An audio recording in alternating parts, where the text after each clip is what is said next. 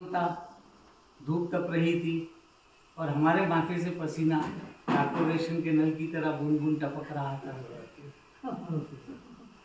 हम और हमारी श्रीमती जी शहर के उस उबड़ खाबड़ मार्ग पर थे जिसके किनारे एक बर्फीले क्रीम की दुकान थी। तभी श्रीमती जी ने फरमाया, प्रिय क्यों ना आज आइसक्रीम खाई जाए। भला हम कैसे ना करते, अपनी स्वामी भक्त प्रिय को क्यों नाराज करते। हमारे पांव अपने आप किसी बिजली के खंभे की तरह मुड़ गए और हम उस आइसक्रीम पार्लर में जाके धंस गए। चश्मे से बाहर झांकती हुई हमारी आंखें किसी ऑस्ट्रेलियाई कंगारू के बच्चे की तरह, चश्मे से बाहर झांकती हुई हमारी आंखें रेड बोर्ड को ताक रही थी। तभी रेड बोर्ड से वेनिला बुदबुदाया, भैया हमें ही चख लो। हम एडवांस काउंटर की ओर लपके और काउंटरमैन को बोले, भैया जी 2 9 रुपए वाला वेनिला देना, कोन में ना देना, क्योंकि हम जानते थे कोन में आइसक्रीम कम आती है। लिए आइसक्रीम हाथ में हम श्रीमती जी से सटके खड़े हो गए। तभी हमारा ध्यान उस नीले लिबास वाली सुंदरी की ओर गया जो अपनी लंबी जीभ से आइसक्रीम चाटे जा रही थी और बीच बीच में हमें ताके जा रही थी।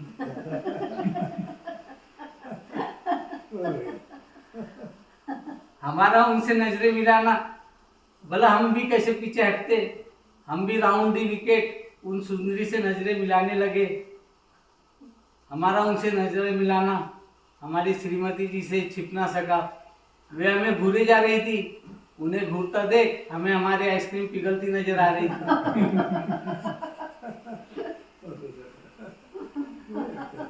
उन्हें घूरता देख हमें हमारी आइसक्रीम पिघलती नजर आ रही थी। तभी उन्होंने फरमाया, प्रिय आज के आइसक्रीम कुछ ठीक नहीं है, इसमें शायद कास्टिक सोडा ज्यादा हो गया है।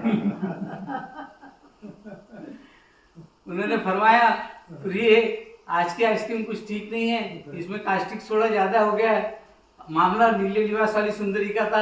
हम मन ही मन मुस्काए, हाँ प्रिय आज की आइसक्रीम कुछ ठीक नहीं है, तभी तो कस्टर्ड से कास्टिक सोडा हो गया है।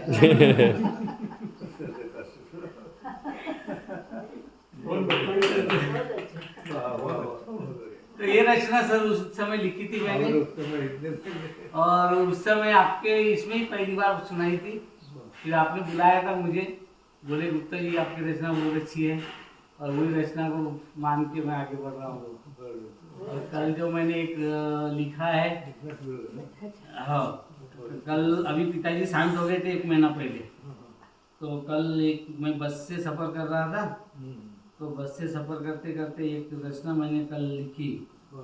तो बस में जो अपन सड़क पे लाइन दिखती ना, वाइट रास्ते पे पट्टी आ रही थी, तो सर उस आपने सुनाइए ना, हाँ, रास्ते पर रेखांकित लकीरें, रास्ते पर रेखांकित लकीरें छूटती जा रही थी पीछे पीछे, छूटती जा रही थी पीछे पीछे, फिर भी जीवन आगे बढ़ता प्रतीत हो रहा था। फिर भी जीवन आगे बढ़ता प्रतीत हो रहा था। जीवन जितना आगे बढ़ रहा था, मंजिल का क्षितिज और दूर जा रहा था।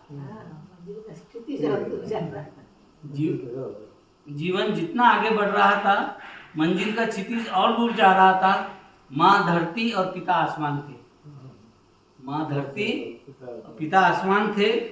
उनकी छत्र छाया की निरंतर आस थी। उनकी छत्र छाया की निरंतर आस थी। यही तो ईश्वर का आशीर्वाद है कि नभ जल पवन उनकी अनुपस्थिति में अपने अस्तित्व का परिचय दे रहे हैं।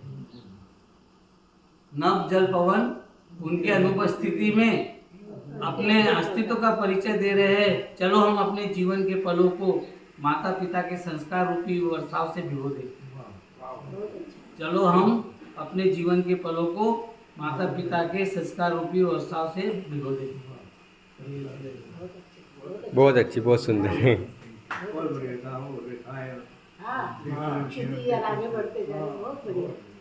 एक लिखा था, इस पथ से तुम पूछो जी कौन कौन चला है इस पे, किस किस को मंजिल मिली, कौन कौन रहा है पीछे, रुके नहीं जो चलते चलते, उनको शत शत बार प्रणाम, हार जीत को नहीं डरते जो कोशिश करते बार। बहुत अच्छा।